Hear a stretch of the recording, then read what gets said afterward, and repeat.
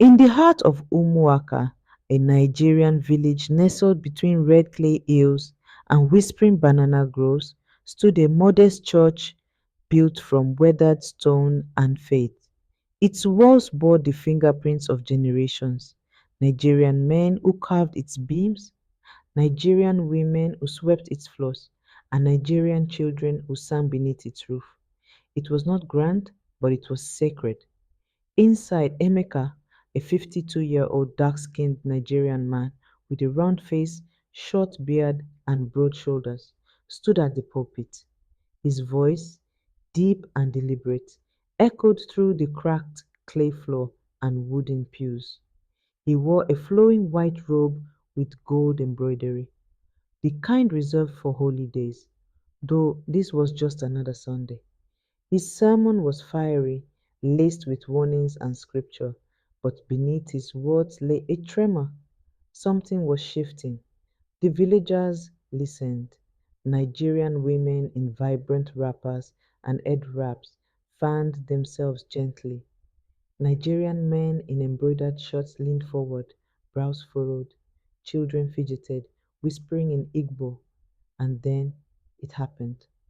From beneath the pulpit, the clay cracked, not with violence, but with grace. A stream emerged, not a trickle, not a whisper, but a wide, glowing river that flowed boldly across the church floor. It shimmered with blue and silver light, casting reflections on the walls and faces of the stunned congregation. Gasps filled the air. Some stood, some knelt. Emeka froze, his eyes wide, his voice caught in his throat. The stream flowed past his feet, soaking the hem of his robe. He looked down, not in fear, but in awe. Three Nigerian children approached the stream: a girl in a yellow blouse and green skirt, a boy in a red patterned shirt and brown shorts, another child in a blue wrapper. They knelt beside the water, their dark skin illuminated by its glow. Their fingers touched the surface, and for a moment the church was silent, not with confusion, but with reverence. Adaura sat alone in the front pew, a 44-year-old dark skinned Nigerian woman with high cheekbones and braided hair, wrapped in a deep blue headscarf. Her wrapper was indigo, simple, adorned with subtle gold patterns. She did not move. Her eyes were closed, her lips barely parted in prayer. She had seen this before, not with her eyes, but with her spirit, in dreams, in silence, in suffering. That night, Emeka dreamed. He lay in bed, sweat glistening on his forehead, his white undershirt clinging to his chest. In the dream, the church was dark. The stream glowed brighter than before, and in its center stood a glowing Nigerian woman, barefoot, wrapped in white, her braided hair cascading down her back. She held a baby made of light. Her face was calm, her eyes ancient. Emeka reached out, but the vision faded. The next morning, whispers spread through Umuaka. Some called it a miracle, others a warning. The elders summoned a historian, a 60-year-old dark-skinned Nigerian man with tribal marks, a grey beard, and deep-set eyes. He wore a brown agbada and a matching cap, his presence commanding yet gentle. Inside the church, he knelt beside the pulpit. With careful hands, he unearthed a sealed clay pot. Inside, a scroll glowed faintly. Nsibidi symbols danced across its surface.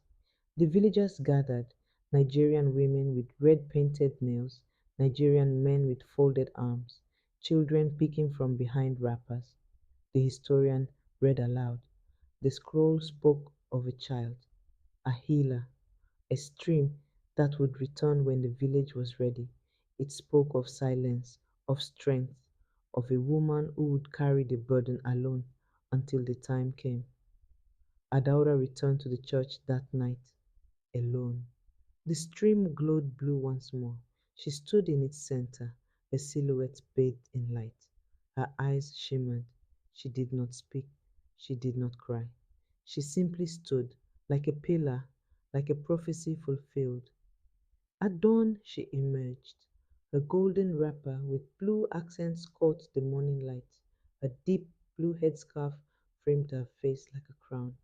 Nigerian villagers stood outside, watching silently. No one cheered, no one clapped. But something had shifted. The air was different. The soil softer, the silence sacred. Years passed. The church was restored. The stream dried, but its memory remained. And then, one morning, a 13-year-old dark-skinned Nigerian boy with short curly hair and calm eyes entered the church.